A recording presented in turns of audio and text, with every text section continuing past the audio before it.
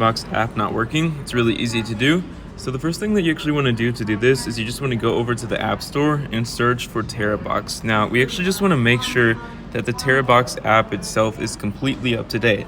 As you can see, when I click on this app right here, there's an update, which means I'm missing out on the new versions of this app, which could be the reason I'm not able to log in, or the app is not actually able to successfully open as flawlessly as it does. And once you've actually updated your Terabox app, this should be the first thing that should actually fix it. But if it doesn't fix it, you just want to go over to your settings, and then you just want to go over to general, and you want to scroll down and find where it says iPhone storage. You click on iPhone storage, and once it actually loads all of this, you just want to scroll down once again and find where the app says Terabox. Once you actually find the Terabox app, you just want to click on it, and then from here you just click on offload app. Now this basically removes the app entirely from your phone, resetting it from scratch, so that when you click reinstall, it should fix your issue and you should be able to use it once again.